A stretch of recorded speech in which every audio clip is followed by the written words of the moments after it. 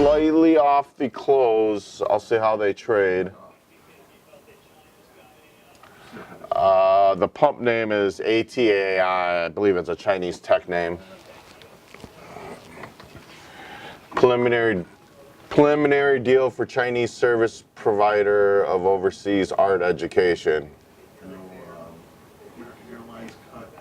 Oh, I forgot. TMSR is also on our list. TMSR Holdings is a name that could be very fun. It's going to be very volatile.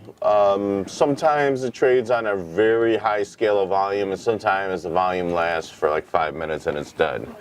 So we'll have to keep a close eye on it. 2 sub $1 stocks that you can watch: TRNX, VIVE. And I just noticed GBR just popped on this list, so let's keep an eye on GBR. If you guys remember how GBR performed the other day or the other week, there could be potential. Market is opening down.